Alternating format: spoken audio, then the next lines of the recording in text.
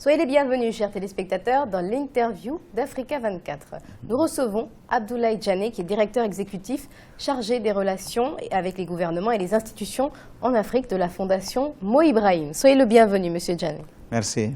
La fondation pour laquelle vous œuvrez est célèbre pour son prix, le fameux prix d'excellence en Afrique qui récompense des chefs d'État qui ont amélioré la sécurité, la santé, l'éducation, le développement et les droits politiques dans leur pays. Alors, nous allons parler de ça, bien sûr, de cela, à travers les questions qui sont posées sur cette table, que vous allez devoir lire et auxquelles on va réagir. Alors, je vous en prie. Avec plaisir. Découvrez la première.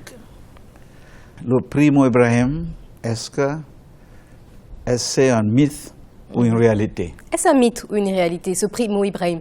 Parce que régulièrement, on entend que cette année, le prix Mo Ibrahim ne sera pas décerné et on n'a pas entendu qu'une fois, pas deux, pas trois. Ça se multiplie.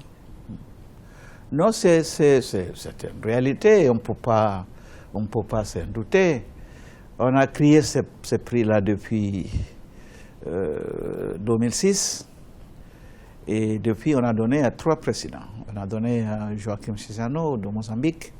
On a aussi donné à Festus Mogae du Botswana. Et il y a 2 ans, 3 ans, on a donné ça à Pedro Pires, le Cabo-Verde. Mais il faut voir comment ça fonctionne, comment le prix est attribué. Ce prix, 3 prix en 8 ans. Non, 3 prix, c'est pas mal. Mais on voudrait, vous savez, chaque fois qu'on donne le prix, on voudrait que tout le monde accepte que oui, ça c'est un ex-président qui mérite le prix. Ça c'est. Mais il faut voir, le prix, on a un comité de prix. Moi je suis membre du conseil d'administration, mais on a un comité de prix. Dans ce comité, on a les gens qui ont gagné le prix Nobel, on a les anciens chefs d'État. Donc vraiment il faut due diligence pour trouver un chef d'État qui le mérite. Et écoutez bien, c'est un chef d'État qui a quitté le pouvoir, qui a été démocratiquement élu, oui, il y a beaucoup de conditions. dont la performance est claire et nette. Et donc chaque année, il faut il regarde les présidents qui ont quitté les 3 dernières années. Et malheureusement, il y a 3-4 ans, on n'a pas trouvé. Cette année, on espère bien qu'on aura un gagnant. Pourquoi ne pas se dire, chaque 3-4 ans, on décerne un prix Mo Ibrahim? Il y a déjà plus de chances qu'il soit décerné. Non, je ne suis pas d'accord. Il faut, ça nous donne possibilité de dire, cette année en Afrique, on a fait le review, personne n'a gagné. Mais espérons que peut-être, ça c'est vraiment dans un premier temps, mais après, on trouvera des gagnants chaque année. Moi, je suis convaincu de cela. Parce qu'il faut, on dit en anglais, le sample. Hein. Si c'est le nombre de présidents quittés dans cette année donnée est très restreint, donc le choix est difficile. Est-ce que le fait d'annoncer chaque année, ou quasiment chaque année, une année sur 2 ou une année sur 3, qu'on ne décerne pas ce prix, ça ne ternit pas un peu l'image du continent africain? Pas du tout, pas du tout. Parce qu'on se dit qu'on n'a pas trouvé un président digne de recevoir ce prix. Un président qui a quitté le pouvoir. Ça, il faut bien préciser ça. Mais justement, peut-être que vous ne le précisez pas assez, parce que ce qui reste dans l'esprit des gens, c'est que cette année, on n'a pas décerné le prix Mo Ibrahim. Oui, pour la plupart des gens, comme on n'a pas bien expliqué, il y a des gens qui prennent ça, comme vous avez dit, pour donner l'image de l'Afrique, ou une condamnation de tous les chefs d'État. C'est pas ça. C'est uniquement les chefs d'État qui ont quitté les 3 dernières années. C'est ça. Donc c'est un nombre très limité. Très, très limité. Donc l'année passée, on n'a pas eu, mais je disais cette année, peut-être il y a quelques chefs d'État qui ont quitté le pouvoir et peut-être on va trouver. Est-ce que vos critères ne sont pas un peu trop stricts, sélectifs, pour choisir, pour déterminer les personnes qui méritent, les anciens chefs d'État qui méritent ou qui ne méritent pas d'avoir ce prix? Non, on voudrait montrer à tout le monde qu'en Afrique, les critères sont sévères. Dans 2 ans, ce sera presque 10 ans de ce prix. On va faire une évaluation. On va faire une évaluation pour voir. Mais, comme je disais, à mon avis, et l'avis de la plupart de notre conseil d'administration, c'est que essayons de maintenir ces standards-là pour l'Afrique. Parce que quand on dit pour l'Afrique, mais ces mêmes standards-là, si on parle de bonne gouvernance, même appliqués à certains pays, imaginons d'Asie, peut-être qu'on ne trouverait pas de chefs d'État ou de dirigeants qui mériteraient aussi de recevoir ces prix. Non seulement Asie, si on applique ça en Europe, qui va gagner en Europe? Oui, même en Europe, certains pays. Oui, même en Europe, je ne sais pas, mais ce n'est pas une raison pourquoi nous, on va changer. Non, on a déjà 3 lauriers qui le méritent, qui tout le monde félicite et que tout le monde aussi accepte qu'ils étaient de très bons dirigeants. Je me suis dit, on va au fur et à mesure trouver des Africains qui méritent ça. La question suivante. J'accepterai pas ça. Okay.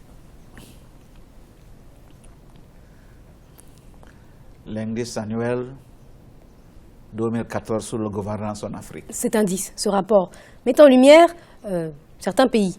On va prendre 2 exemples. La Guinée et le Niger, qui ont, depuis 2009, inversé une trajectoire dite initialement négative. Est-ce que vous partagez cet avis? Est-ce que vous avez vraiment le sentiment que la Guinée et le Niger, par exemple, ont fait un bond en avant depuis 2009? Oui, et tu sais, l'index, c'est sur la base de l'agrégation de plusieurs indicateurs. Sur la base de sur un score de 100, chaque pays est évalué, vous êtes 52, 53, c'est comme ça. Et cette année, il y a certains pays où leur performance nette, c'était une amélioration. Niger, par exemple, je crois que c'est plus 5. Zimbabwe aussi a gagné. Même le Zimbabwe progresse. Oui. Je ne sais pas plus combien mais Zimbabwe a fait. Et ça, c'était dû à leur performance dans le secteur de santé. Donc Zimbabwe, Côte d'Ivoire aussi, c'est le meilleur performance cette année. Hein. Il n'était pas numéro 1 dans le classement, mais pour voir un pays qui a bien performé, il y a Côte d'Ivoire, il y a le Niger, il y a le Sénégal. Sénégal qui a passé au 10e à 9e cette année. Donc il y a ces pays-là mais au contraire, il y a d'autres pays aussi qui ont reculé. Oui, mais quand on regarde... Discutons avec Sidya Touré en Guinée, Cellou Dalein Diallo en Guinée, Ama Amadou au Niger. Et l'opposition vous dira qu'en matière d'avancée démocratique, justement, on ne peut pas parler d'avancée démocratique, sinon de stagnation ou de recul même dans leur pays. Oui. Non, mais vous savez, il faut bien comprendre de quoi on parle si on parle de l'index. Hein. Il y a 4 catégories. Hein. Donc on peut avoir un pays qui peut-être dans la participation aux droits de l'homme n'est pas bien fait, mais qui a bien fait dans les autres. Donc si on prend la totalité, on va voir que peut-être il y a un avancement. Certains critères n'ont pas plus de valeur que d'autres. Non, ils sont tous de pied d'égalité. Donc il faut voir, il faut rentrer dans les détails. Si on prend la Guinée, on dit peut-être la Guinée a bien fait dans l'opportunité socio-économique, est-ce qu'il y a participation aux droits de l'homme? Donc il faut voir catégorie par catégorie. Vous n'êtes pas les seuls à produire ce type de classement. Et finalement, on ne s'y retrouve plus trop parce que des pays qui sont, par exemple, en hausse dans votre classement, dans le classement de notre organisme, sont en baisse. Donc finalement, on ne sait plus trop où se situer et comment percevoir tout ça. Notre index est le plus compréhensif. Ah bon? Vous savez, il y a d'autres, c'est doing business, ou bien sur la corruption. Nous, on a 4 catégories. 14 sous-catégories. Et indicateur 95. Donc, il n'y a pas un index pareil. Il n'y en a pas. Ça n'existe pas. Ça, c'est un de deux. Et les données qu'on utilise, ce n'est pas fabriqué par nous. Hein. On a, comme je disais, on a 34 institutions qui nous... par exemple, la BAD, il y a beaucoup de données fournies par BAD. Mais pour chaque indicateur, on a au moins 3 partenaires sur ça. Comme ça, on n'a pas une institution de données qui va dominer.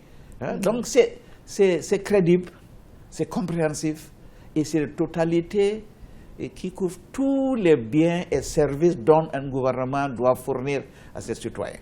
On n'a pas d'indice comme ça, partout dans le monde, non seulement en Afrique, partout dans le monde. Vous avez le meilleur indice au monde. Meilleur indice du monde. Et il n'y a pas personne dans nos finances, sauf moi, Ibrahim. On ne reçoit pas les financements de personne. Donc vous n'êtes pas influencé, vous n'avez pas de pression. Pas du tout. Sauf l'influence peut-être interne. Non. Quelle influence? Nous, on se base, on va continuer de se baser sur les données fournies par d'autres. Je vais à présent vous poser la question de Joker qui va venir conclure cette émission, la dernière question.